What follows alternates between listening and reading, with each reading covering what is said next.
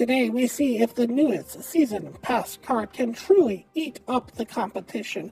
Find out what's going on as I hereby invite everyone to join me on my adventures through Marvel Snap. Hey everybody, it's Annabelle. So it's time for another season pass review. With the season pass not getting its own spotlight cash the first Thursday of every season, I do a character spotlight on it in case you want to know who they are or what they do. And this time is no different with our newest card coming to us courtesy of Marvel Rivals, that being Galactica. Galactica is the daughter of Galactus. She began as a parasitic entity similar to a tapeworm that had spontaneously generated within Galactus and grew to be a cosmic being that was similar to him.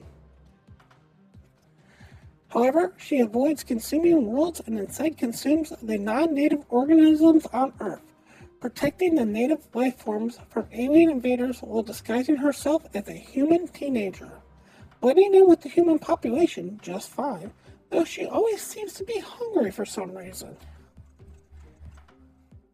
Galactica has had her attempts to keep her cosmic hunger under control turn into a struggle at times, and she can lose that battle.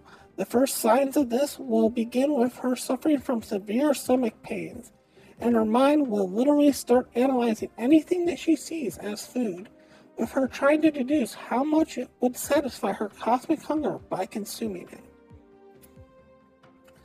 If she gets too hungry, her powers can go berserk, amplifying her abilities to a higher degree and forcing her to eat.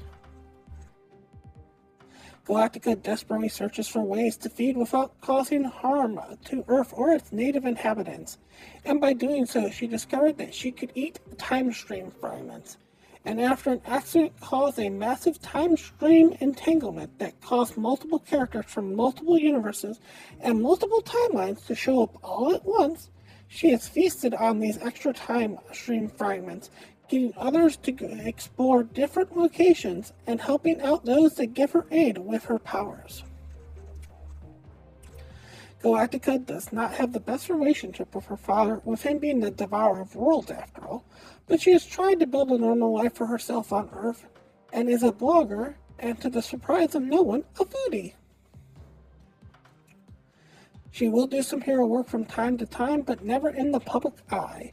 When her hunger pains become too much to deal with, she will step up and devour some evil intergalactic threat out in the universe, consuming it without anyone ever even knowing. Galactica's most powerful ability is her cosmic awareness, which allows her to know the world around her and understand the very essence of all things that she sees. This helps make her one of the most intelligible entities in the universe. She also has the ability to physically alter her persona through the manipulation of her molecules, the ability to hide herself or her equipment from others, and the ability to teleport herself or other beings or objects across any amount of space or time. Galactica is the daughter of Galactus, who desperately searches for ways to feed without harming Earth or its native inhabitants, who will feast on the extra time stream fragments, getting others to explore different locations and helping out those that give her aid with her power. This is represented in Marvel Snap as if she is out and about at the start of each turn, she will give her aid in the form of extra power to the first character that explores a different location than hers.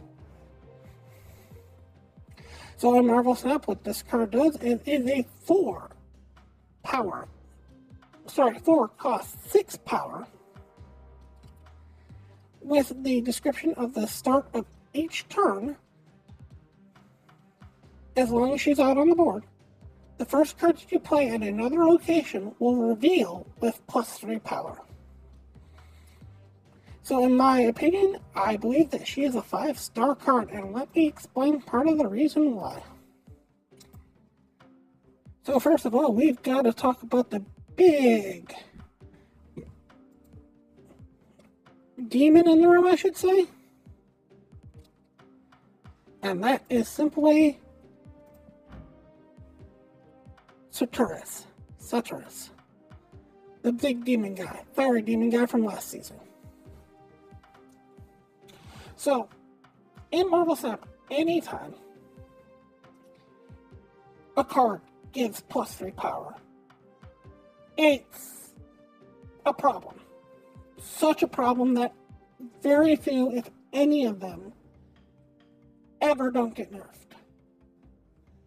And this card is giving +3 power to whatever card you play in a different location after you play her. Now, while she is a 4/6, and 4/6 isn't the greatest of stat lines, it basically puts her around the realm of technically the Thing. If you look at her side by side as a power spike, she's technically the Thing. That doesn't even come close to showing what her power can do. Now, 2 things you need to know about Galactica.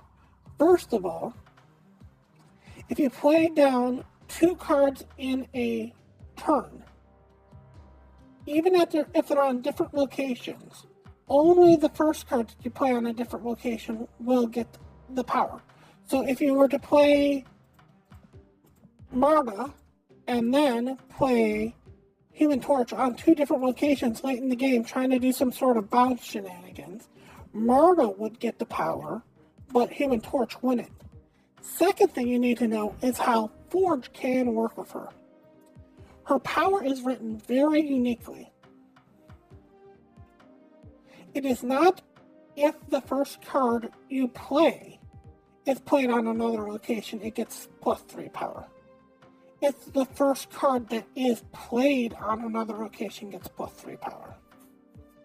So, if you wanted to, on the same turn, you could play Forge on the Galactica spot, and then play another card on a different spot than hers, and it'll get the +2 from Forge and the +3 from Galactica, which will give it +5 altogether. That is huge for like a Brood. Because the way this works, the Brood will actually show up as a 5 just to begin with, and then if you're using the Forge also, that's a 7. That's huge for a Forge. Another card that works well with this is Gwenpool. You can think of this almost as a secondary Gwenpool in a lot of decks, or you can actually boost stuff in your deck and then have the Galactica still powered up. Anything that gets powered in your deck will still get powered by the Galactica. This is also why it's a good card to play with Elsa Bloodstone. If it's the 4th card to fill out a slot and the 1st card to fill out that particular slot, it'll get the +5 power on it. Another one that you can think about to use it time from time is the Symbiote Spider-Man. You can play down the Symbiote Spider-Man after she comes out, and then play a card on the Symbiote Spider-Man, and then activate it. It'll get the plus for being the first card out there, and then the Symbiote Spider-Man will have the plus from last turn, and the 2 will charge itself. Now, another thing to kind of know about the card from last season is because of how she works, cards that have the 7 cost power, like Symbiote Spider-Man, now become 10s and power up the demon. Another card that you might want to think about is Iron Man. You play Iron Man in a different location, automatically he gets the 3, which becomes the 6, which makes Iron Man a 3/6 with no extra setup. Another card that she will work with is Galactus, which is kind of weird because she really doesn't like her dad, but she's helped out her dad if you set it up correctly.